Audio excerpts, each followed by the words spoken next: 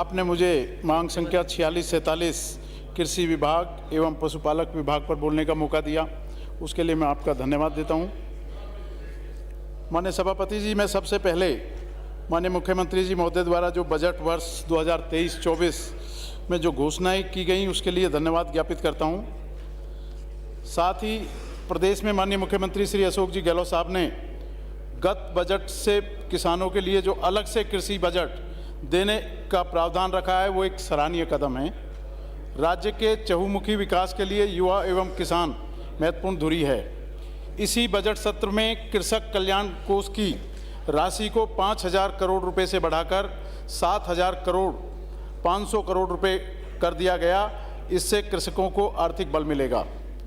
माननीय सभापति जी, कृषकों के कल्याण के लिए राज्य सरकार द्वारा कई मिशन संचालित हैं, जिसमें राजस्थान सूक्ष्म सिंचाई मिशन, राजस्थान जैविक खेती मिशन, राजस्थान बीज उत्पादन एवं वितरण मिशन, राजस्थान मिलेट्स प्रोत्साहन मिशन, राजस्थान संरक्षित खेती मिशन, राजस्थान उद्यानिकी विकास मिशन, राजस्थान फसल सुरक्षा मिशन, राजस्थान भूमि उर्वरता मिशन,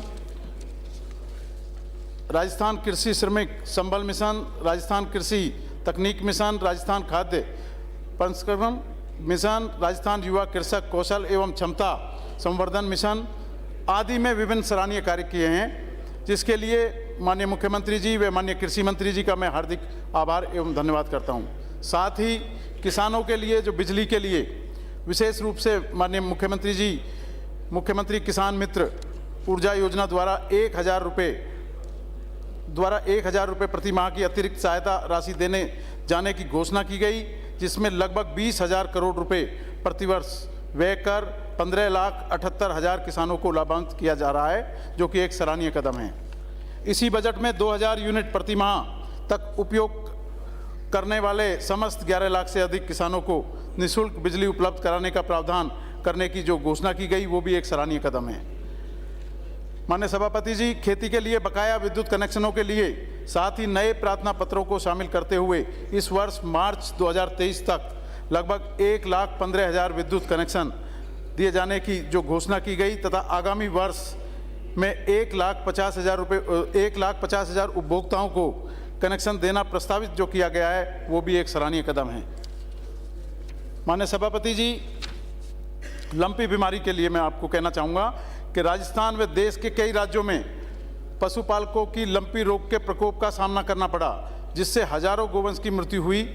इस हानि से पशुपालकों को संबल प्रदान करने के लिए उनके दुधारू गोवंश की हुई मृत्यु पर प्रति गाय 40,000 रुपये की आर्थिक सहायता देने की घोषणा करने पर माननीय मुख्यमंत्री श्री अशोक जी गहलोत साहब व माननीय पशुपालन मंत्री श्री कटारिया जी का हार्दिक आभार मैं व्यक्त करता हूँ।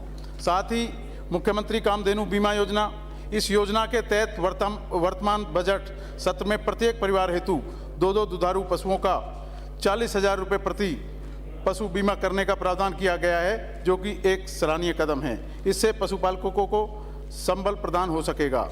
माननीय सभापति जी, पशुधन निःशुल्क आरोग्य योजना, इसके अंतर्गत वर्तमान में 138 दवाइयाँ निःशुल्क उपलब्ध कराई जा रही हैं। अब इसी बजट से उक्त योजनाओं के अंतर्गत समस्त प्रकार की जांच, अन्य सेवा, टीकाकरण आदि भी निःशुल्क करवाना प्रस्तावित किया गया है, जो कि एक सराहनीय कदम है।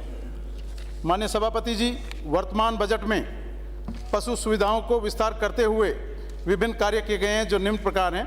1,205 नवीन पशु चिकित्सा उपकेंद्र खोले जाने की जो घोषणा हुई तथा पूरक बजट में पुरानी 1,439 ग्राम पंचायतों में भी चरणबद्ध रूप से पशु चिकित्सा उपकेंद्र खोले जाने की जो घोषणा की गई है, पशुपालकों के हित में एक सराहनीय कदम है।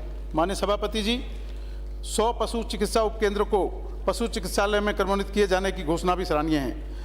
इसी प्रकार 15 पशु चिकित्सालय को प्रथम श्रेणी पशु चिकित्सालय में क्रमोन्नत किए जाने की भी घोषणा की गई।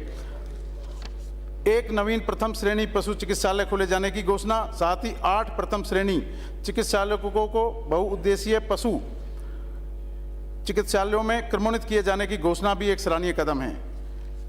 मैं विशेष रूप से सदन में आज कहना चाहूँगा कि जिस तरह हमारे विपक्ष के साथियों ने भी, चाहे वो हमारे डग झालावाड़ से आने वाले सदस्य श्री कालूराम मेघवाल साहब हों, चाहे अभी हम मुझसे पूर्व में जो माननीय सदस्य हरेंद्र जी बोल रहे हों, और मैं स्वयं भी कहना चाहूँगा कि हमारे कृषि मंत्री श्री कटारिया साहब को जब भी हम कभी अपने क्षेत्र से संबंधित कोई भी समस्या से अवगत कराते हैं तो तत्काल टेलीफोन पर वो सारे कार्य होते हैं। मैं आज इस सदन में उनकी भूरी भूरी प्रशंसा करता हूँ। साथ ही मेरी विधानसभा क्षेत्र नदबई के मई गुजर उच्चैन पंचायत समिति क्षेत्र व बरौली छार नदबई पंचायत समिति क्षेत्र में कृषि महाविद्यालय खोले जाने की भी मैं माननीय मंत्री जी से मांग करता हूं। साथ ही कृषि उपज मंडी नदबई में नवीन किसान भवन बनाने की भी मैं मांग माननीय मंत्री जी से करता हूं।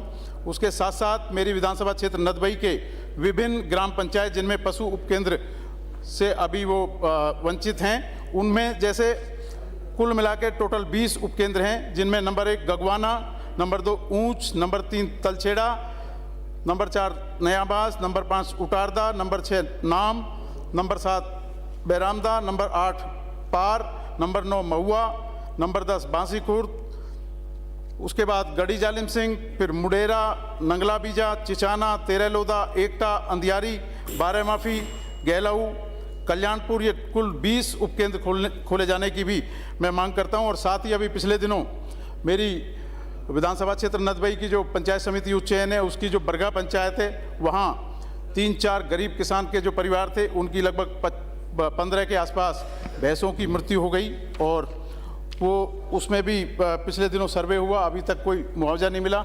मैं उसकी भी आज यहाँ माननीय मंत्री जी से मांग करता हूँ कि संबंधित जो अधिकारी हैं उनको निर्देश दें कि उनको कुछ मुआवजा मिल सके। साथ ही पिछले बजट में मुझे मिनी फूड पार्क खटोटी नदबई में दिया, उसके लिए भी मैं माननीय मंत्री जी का धन्यवाद करता हूं। इससे उद्योग धंधों को बढ़ावा मिलेगा। साथ ही मैं ये भी कहना चाहता हूं सदन में कि पिछले दिनों जो ओलावृष्टि हुई, सरकार ने बहुत अच्छे कदम उठाए, लोगों को, हमारे किसान भाइयों को मुआवजा मिला, लेकिन पिछले दिनों जो मेरी एक रूपबास जो पंचायत समिति आती है, उसके अंतर्गत जो वहाँ के तहसीलदार हैं ब्रजेश कुमार सिंह, उन्होंने ठीक ढंग से किसानों की गिरदावरी नहीं कराई, और इसी कारण शून्य खराबी दिखा के वहाँ किसानों को मुआवजा नहीं मिला। मैं माननीय मंत्री जी से कहना चाहूँगा, माननीय राजस्व मंत्री जी को मैंने इसकी शिकायत की है कि इस पूरे प्रकरण की जांच कराई जाए, ताकि जो लोग, किसान जिनको नुकसान हुआ है, उनको भरपावा हो सके।